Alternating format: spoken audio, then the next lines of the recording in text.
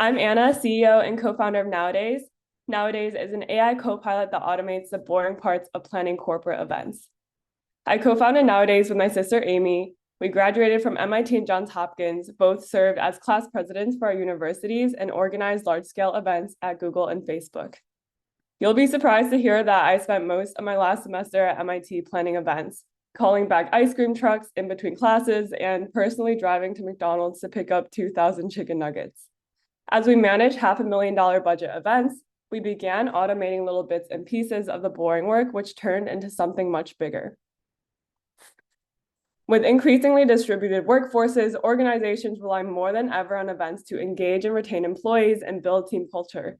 The data is clear. People want to meet in person. With inflation, staffing shortages, and elevated attendee expectations, it's more important than ever for meeting planners to work smarter, not harder.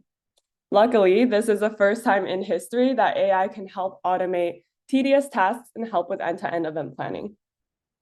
Planning corporate events, whether a small team gathering or a large-scale conference, is often a logistical nightmare. Managing manual emails, spreadsheets, and callbacks can be incredibly costly and time-consuming. With Nowadays, our AI can contact venues by email and phone to get availability, deal with back-and-forth negotiations, and present the best options. Our tech scales the impact of human event planners so they can focus on creating memorable experiences instead of getting bogged down by logistics. To get started, users can fill out their event details, for example, a company offsite for 200 people in Mexico.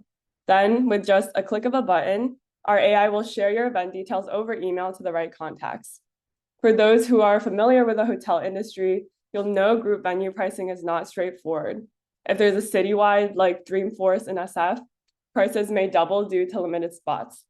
That's why every time you host an event, you'll need to contact venues manually by email or phone to get quotes. With Nowadays, your dashboard dynamically updates with 24 hours within 24 hours with direct proposals from hotels, providing apple-to-apple comparisons that allow you to make more informed decisions quickly.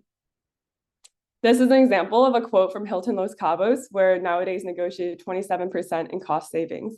Nowadays provides insights to make informed decisions for every event, allowing teams to compare components like venue options, flight pricing, activities, and visas between different potential locations.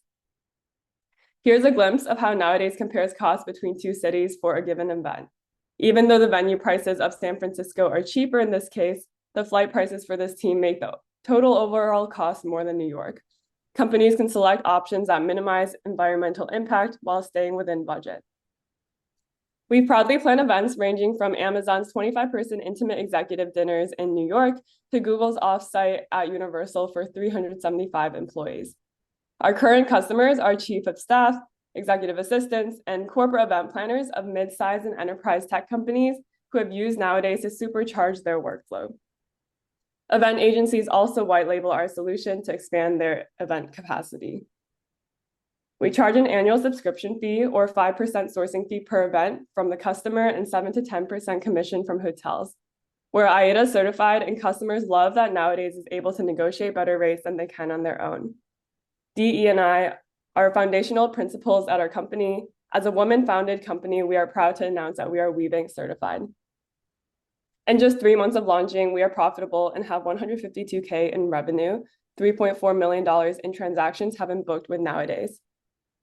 Unlike individual events, corporate events are an excellent market because customers have a high willingness to pay and low churn.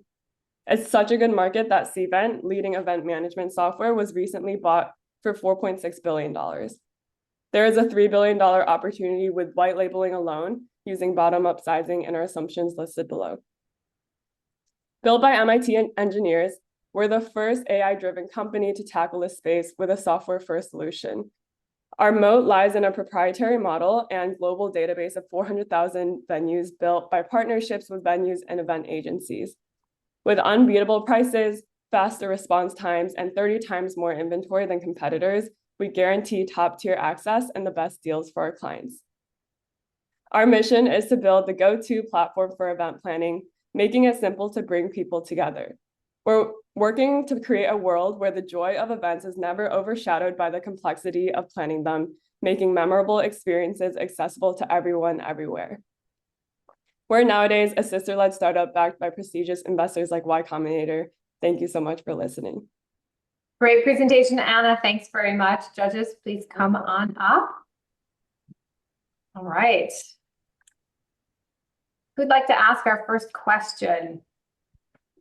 I'm happy to. Thank you for the presentation. It was quite great. My original question was going to be about competition, but then you mentioned your white label solution. So I'd love to know how you think about the two sides of the business and how do you think prioritizing actually putting on the events and being the event producer or creator, whatever title you use, as opposed to being a provider of technology to, I'm sure like me, who've seen many, many other companies in the corporate event space. So how do you think about the two sides of the business? Yeah, I think they go really well together. So in terms of white labeling, an example is we white label with a company called Jamjar, and they're an event planner agency in Africa with 10 years of experience. And they work with data and venues and vendors that aren't listed online anywhere. And so they're able to train their models in their data in our systems, and we'll be able to use our data for any clients looking in Africa. And so we're able to expand our database while also helping them automate their workflows, which is the tech that we're already using internally. Okay. Who'd like to ask next question? Darren? Yeah. Thanks, Kimberly. Nice job, Anna. I'm intrigued. I've played in this space a little bit previously, so it's great to see you getting your arms around it. I'm curious about particularly around the flight cost information. A lot of corporations have negotiated rates for flight and hotel. How are you sourcing a particular corporation or company's negotiated rate information to go into your algorithm to give them accurate pricing versus, say, a public fare or public rate? Gotcha. Right now, we're actually just working directly with the airline groups desk. So a lot of the companies we work with, they're startups that haven't had any process before and just would have booked the tickets individually themselves. And so we just send them the group rate and let them know all the benefits, and then they'll choose to book through us. Got it. Okay, thank you. So, Baz, do you have a question?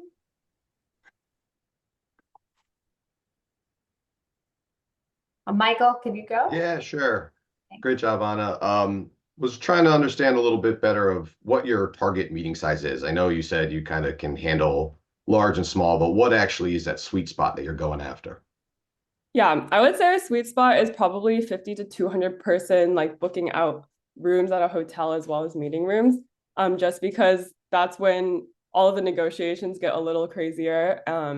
And people usually don't have their process in place of how they book meetings already. Great, thank you. Thanks. Topaz, do you have a question? I'm not sure if she can hear me. Anyone have a follow-up question for Anna? I think we're good. Well done, Anna. Thanks very much. Thanks, judges. Please report your scores, and we will move on to our next presenter. Okay, next up is David Shull from Tern Travel. David, when you're ready, please bring up your presentation and we'll put 5 minutes on the clock and start your presentation. Judges, you can take your video down for the presentation and we'll call you back up after David has completed. All right. Well, hello, everyone. My name is David Shull, CEO and co-founder of Tern. Our journey actually starts about a decade ago when Katie, Brian, and myself all worked together at the earliest stages of building a company called Handshake. We scaled that from a living room and an idea in Northern Michigan to a $3.5 billion company, second only to LinkedIn in terms of size here in the US. As we were winding down that part of our journey, we started thinking about what was next, and a series of travel mishaps led us to the travel industry, and specifically travel advisors. We wanted to learn more, so we packed our bags and headed to the American Society of Travel Advisor Conference, which was in San Francisco that year. And we just spent the year that conference talking to as many people as we could. And what we learned right away was that the death of the travel advisor has been greatly exaggerated. Phocuswright data shown here on the slide really brings that to life, with globally travel advisors and agents attributing about $500 billion of sales to the travel industry. In the US, it's $141 billion. And if you look at some of these high margin markets like cruising and luxury travel, the travel advisor is king or queen. They're incredibly influential. But as we talked to more and more people in the industry, what we heard was that the technology that empowered these incredibly influential organizations was fragmented, it was antiquated, and it really hadn't kept pace with the broader technological innovation. Travel advisors were juggling different CRM systems and itinerary builders, and then they had to manually enter all that data into their agency platform because none of these things talk to each other. We walked away from that conference believing that if you could build world-class technology for this industry, that travel advisors, once again, could be the future of planning travel. And yes, we believe this just as much in the era of AI as we did before Gen A really became a thing.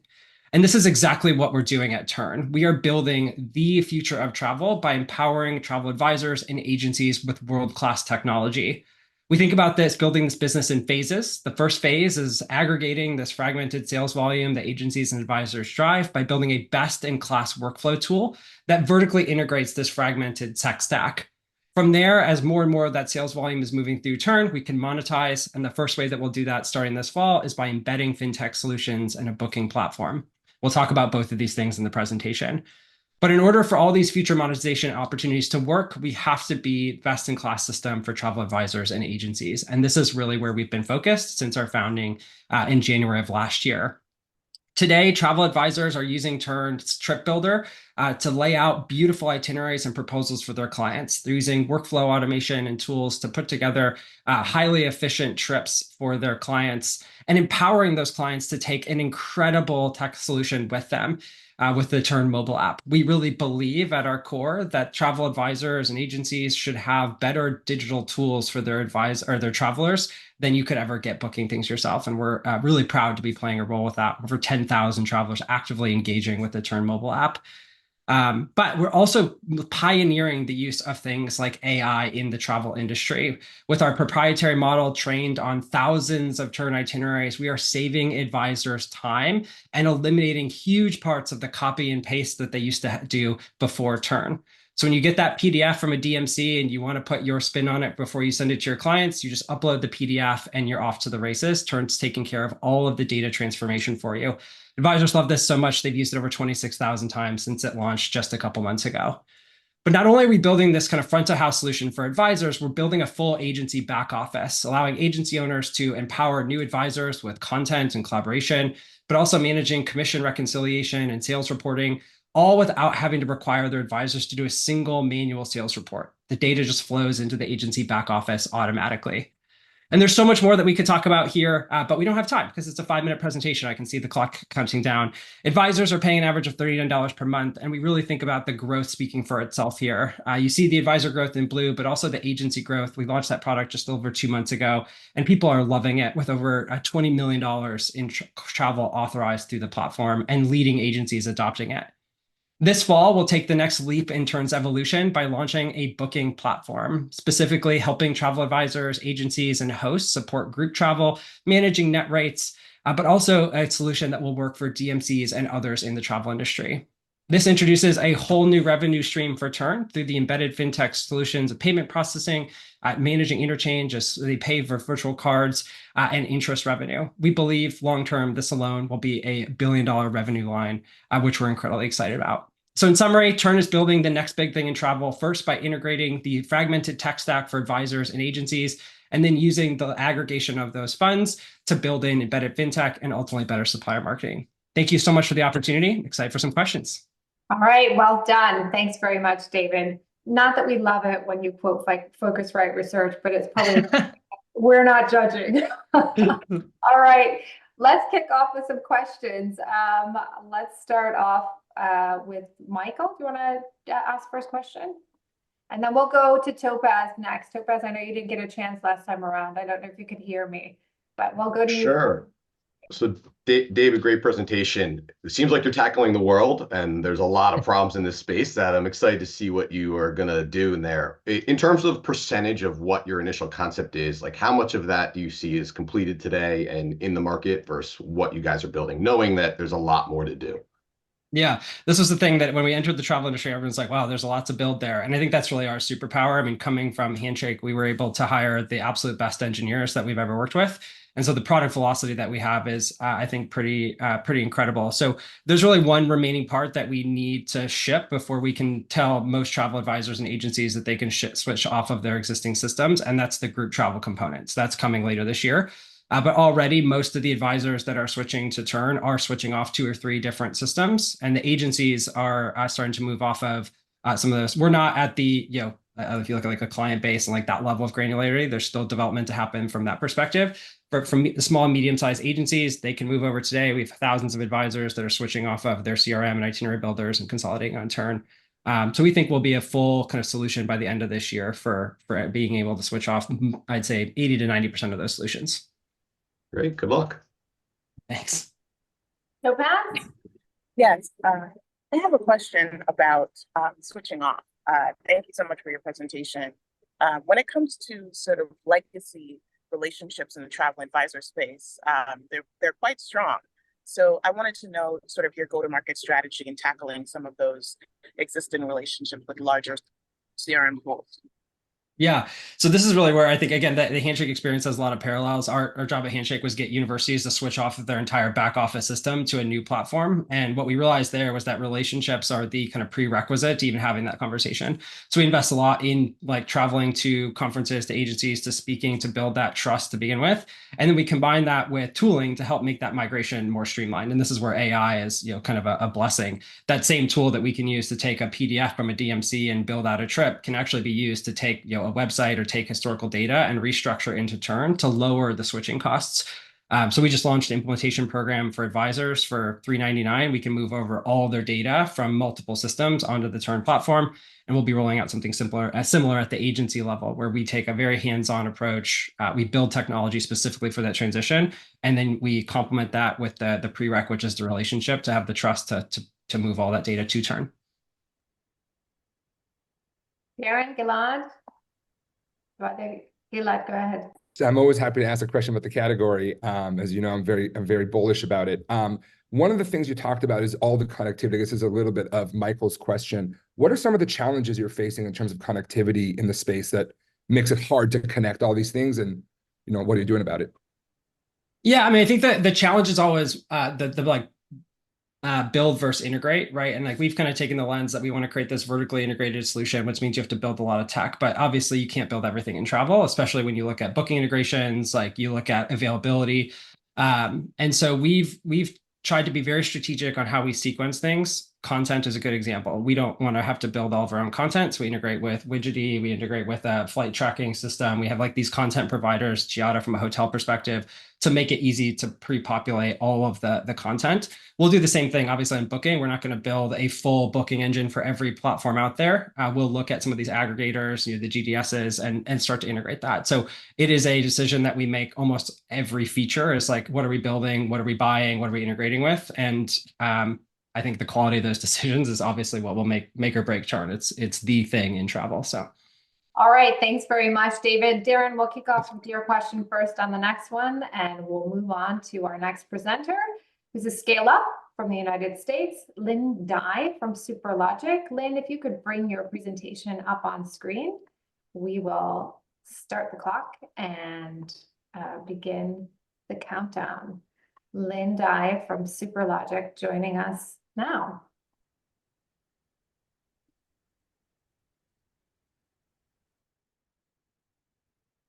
Hello, everyone. Can you see my screen? Okay. It looks like we see your presenter mode. If you want to do full screen, okay. Maybe switch monitors, perhaps, and take your time. We'll restart the clock once you're ready.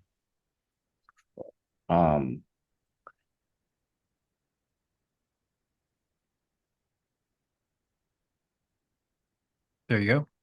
Okay, great. Well, thank you, everyone. I'm Lynn Dye, CEO, co-founder of Superlogic. Today, I would like to tell you a little more about the new horizon for rewards. So the average airline hotel rewards program carries about $3 to $9 billion of unredeemed rewards points. Today's consumer all say that they value aspirational experiences over products when it comes to rewards. However, we know that rewards inventory for premium travel is very limited, but also providing VIP experiences outside of travel is very complicated and costly. So that's where Superlogic comes in.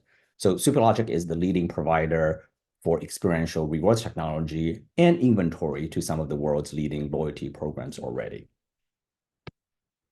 So at Superlogic, we think experiential is the new horizon for rewards and travel rewards programs. So our data show that it turbocharges engagement. Consumers engage up to 9x more with money can buy rewards redemption options in music, sports, lifestyle. It allows our program partners to burn more points, up to 14% more points at a higher margin than compared to other methods. And lastly, it's a sustainable and profitable method for our program partners. So in general, points spent on experiences produces about 86% less carbon footprint than points spent on travel. It also allows our partner to actually preserve their premium travel inventory for paying customers. So what type of experiences are we talking about? So we have built a proprietary network with hundreds of top experiential partners providing tens of thousands of experiences via our B2B marketplace. So everything from courtside seats at the Lakers to literally on stage with Lady Gaga and being serenaded by her. So these are, money can buy experiences. The best part for our partners are these are pre-negotiated at wholesale price, generally priced for a pair of tickets or a VIP package. And that's what our program partners pay. We take a fee on top of that. But rather than comparing to program partners, major travel brands usually are used to very complicated contracting process and paying very high exorbitant sponsorship fees. So all of these experiences are then provided via a powerful turnkey technology platform.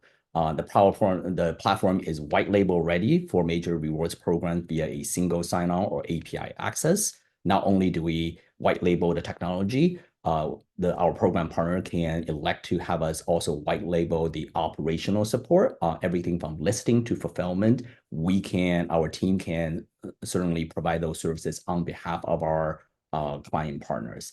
And lastly, we simplify operations for major programs. We act as a single vendor of record to major programs, and we use sustainable blockchain technology to run instant settlement with our hundreds, even thousands of merchant partners.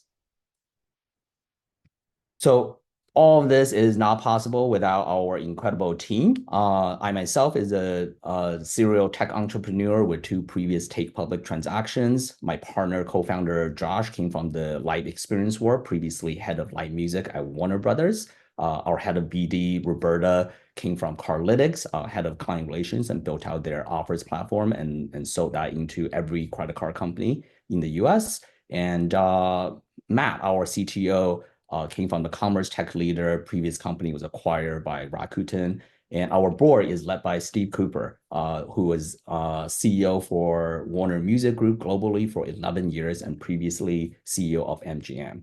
Our investors, including industry heavyweights such as MX Ventures, Warner Music Group, Galaxy Digital, Chanel Family, and many more.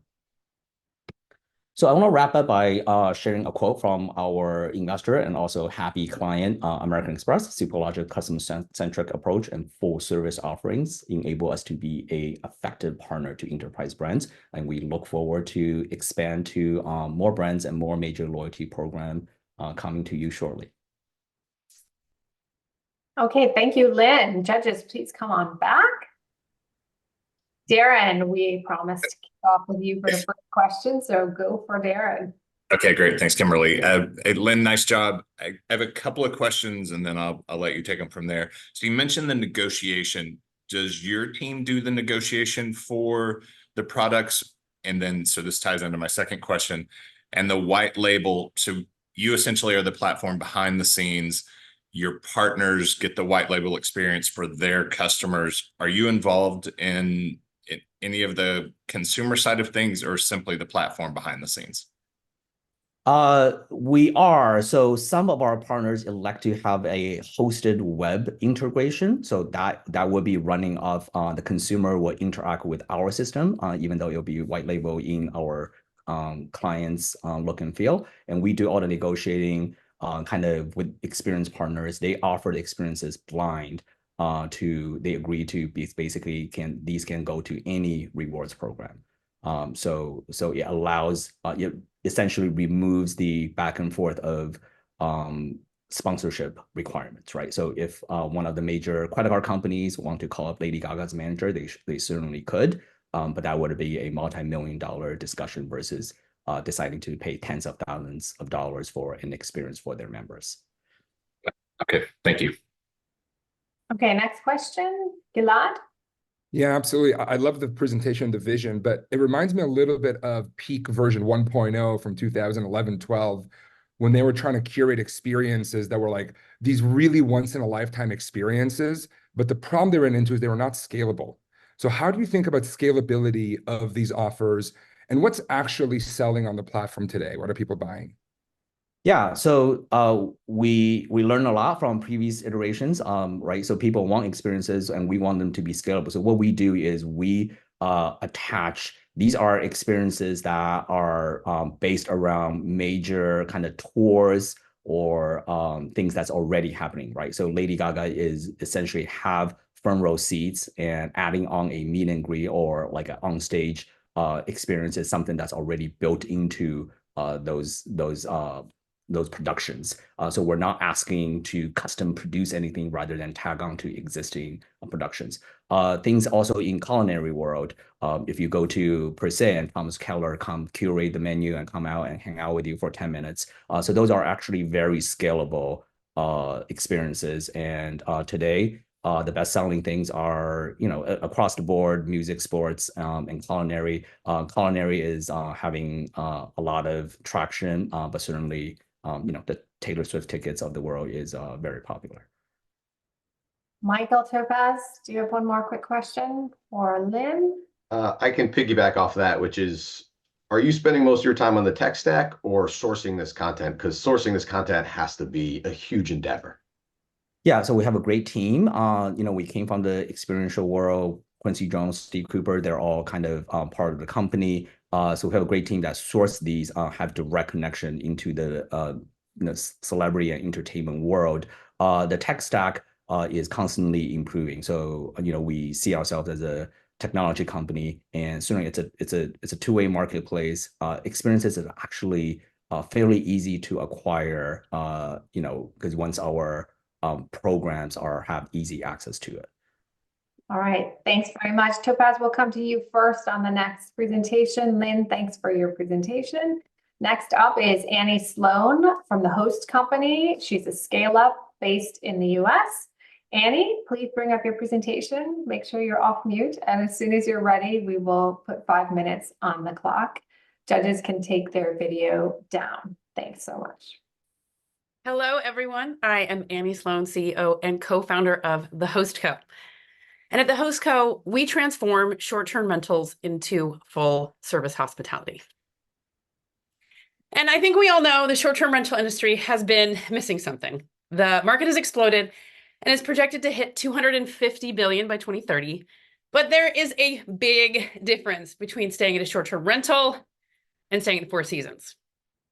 And that missing element is amenities and services. Services like spa, chef, mid-stay cleaning, on-site shopping, rentals like bikes, even parking passes, alterations like late checkout, mid-stay cleaning, linen refresh, etc.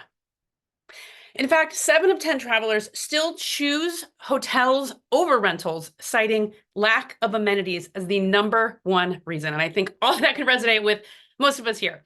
And that isn't just a problem on the traveler side. On the hosting side, while a full-service hotel is going to make up to 30% of their overall revenue from upsells and amenities, hosts are locked out of this revenue stream completely until now. And that's where we come in. We at The Host Co make it easy to sell and fulfill amenities. with an instantly created custom branded storefront that is shared right after booking. So if you book a villa in Tahoe, you're going to get a welcome message, no matter if it's your direct booking or through any OTA. Hey, we're so excited to have you. And now you're going to get a message with that. If you'd like to upgrade, add any services or amenities to your stay, check out our store. That store then has curated vendors from the host co and e-com sales tools for hosts to add their own vendor services and products. And those host-owned products take up about 90% of all of our sales. We on the back end take care of complete logistics automation with receipts, with fulfillment, with calendaring to vendors, etc. And then that means we're also the hub for inquiries. When your guest gets this store, it's taking care of their questions. And we see that reducing guest questions by up to 70%. If you have 8 rentals, you've got 8 people a day asking you for a late checkout, no more. We also make it very profitable to sell and fulfill amenities. Hosts profit from, of course, every sale, and we are paying out some hosts and property managers over $10,000 a month.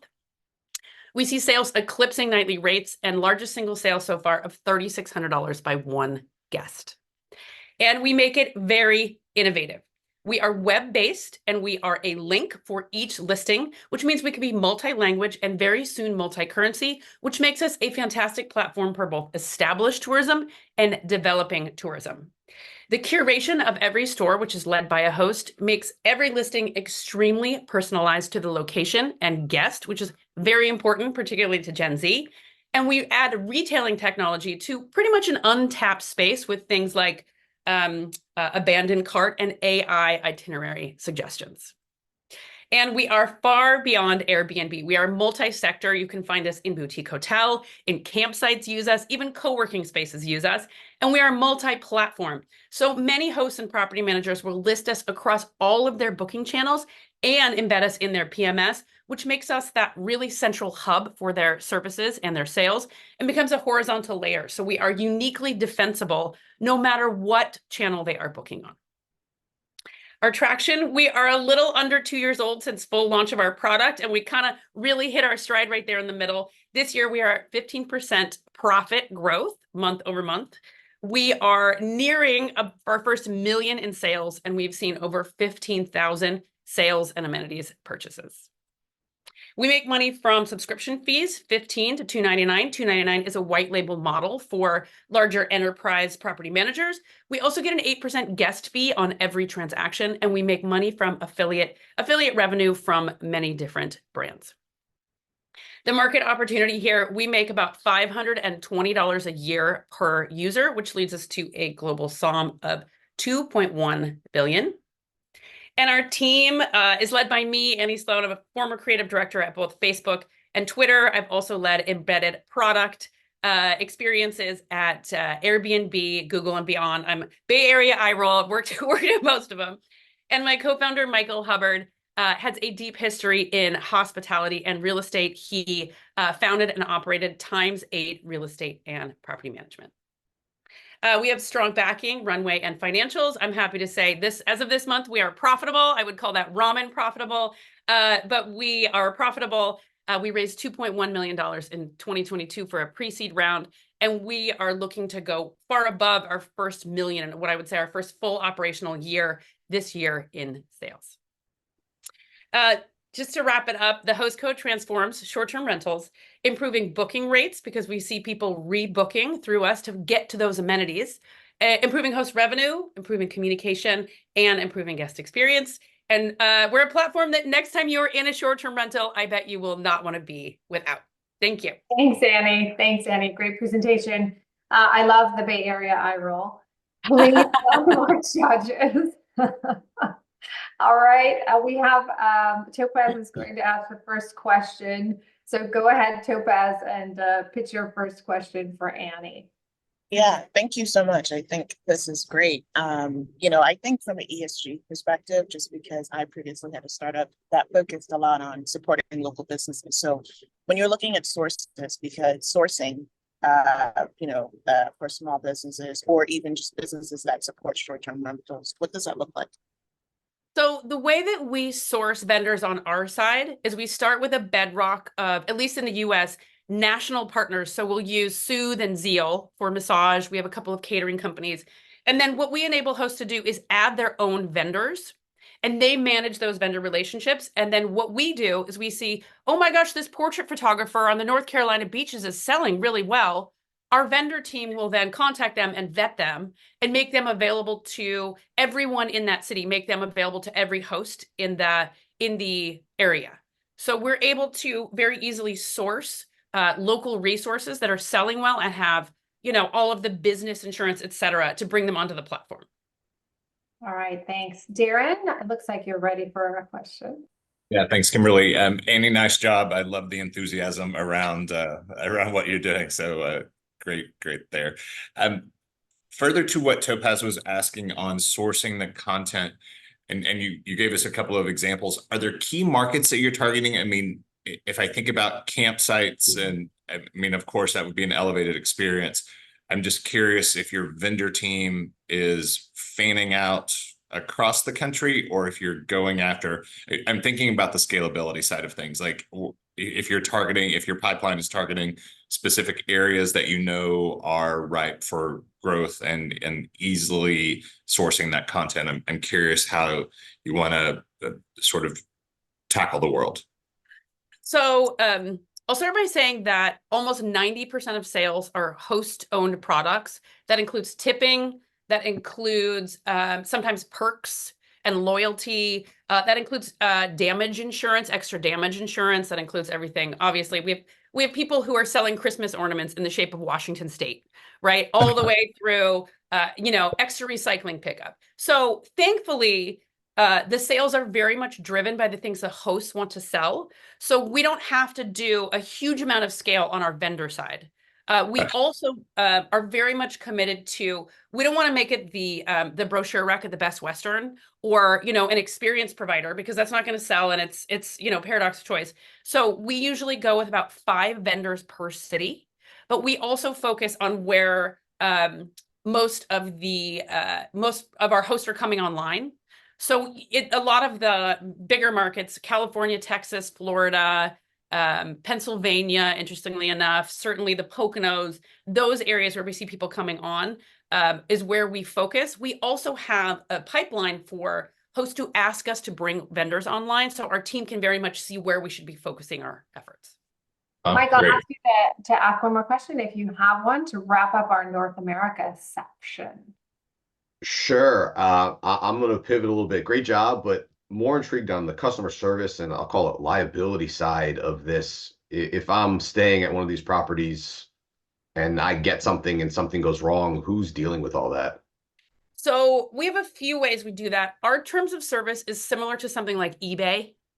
So we are essentially saying, we are the software providing this.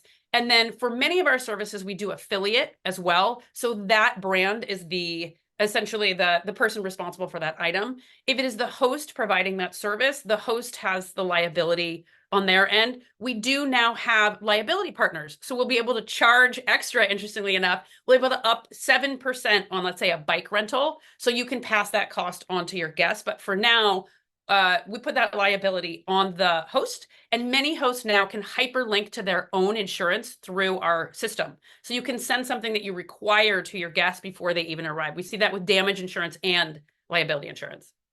All right, thanks very much. Thanks, Annie. That's a wrap. That's a wrap on North America as well. So thank you to our judges, Topaz, Darren, Miriam, Gilad, and Michael, some of whom will carry over into the wildcard section, which is up next. But just to recap North America, we had a startup presenting corporate events, AI planning tool, and another one empowering travel agencies and advisors with workflow automation tools, rewards for travel, for experiential rewards, and